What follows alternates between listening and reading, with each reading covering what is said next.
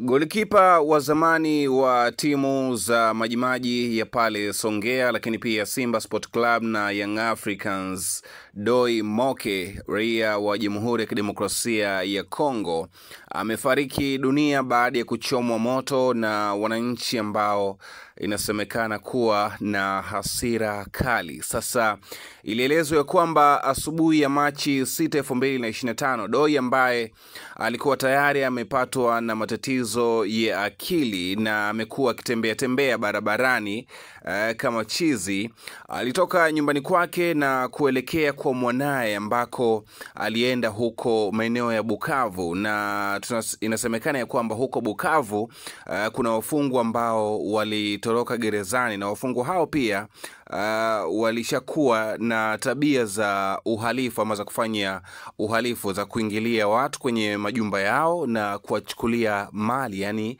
kuwaibia vitu mbalimbali. Sasa wananchi ambao walikuwa wakiishi katika maeneo hayo walikuwa walimkamata Doi na wakawa wamechukua sheria mkononi kutokana na kitendo cha hao wafungwa ambao wamekuwa wakiwasumbua, na hivyo kuumizwa na matukio hayo ambayo yamekuwa yakiwagharimu kwa kupoteza mali zao mbalimbali ambazo walikuwepo nazo. Sasa baada ya kukutana na golikipa huyu wa zamani wa vilabu vya Yanga pamoja na Simba Sport Club hapa nchini, basi wakawa wamemkamata Doi na wakawa wamemjumuisha kati ya wale wafungwa wengine ambao inasemekana walikuwa kama watatu ambao tayari na wao walikuwa wameshakamatwa na walikuwa wameshawekwa chini ya ulinzi na hawa raia wenye hasira kali. So kilichofuata baada ya kuwakamata, walifungwa kamba na kisha wakachomwa moto. So miongoni mwa wale ambao walichomwa moto ni pamoja na huyu golikipa aliyekuwa golikipa wa zamani wa club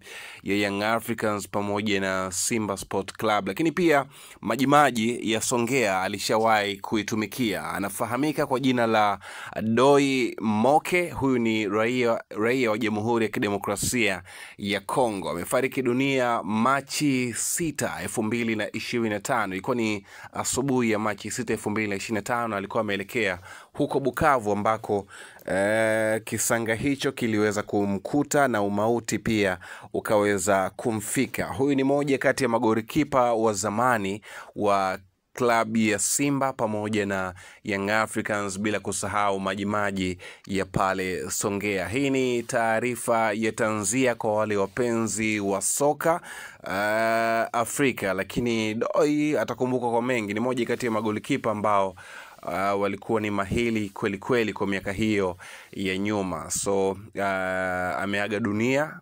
asubuhi ya Machi 6, 2025. Hii ni Dream TV. Sport Dream ndio ambao umetoka kusikiliza kupitia Dream TV. Asante kwa kuendelea kutufuatilia, na hakikisha una subscribe na unatuandikia pia maoni yako hapo kwenye sehemu ya kuandika maoni.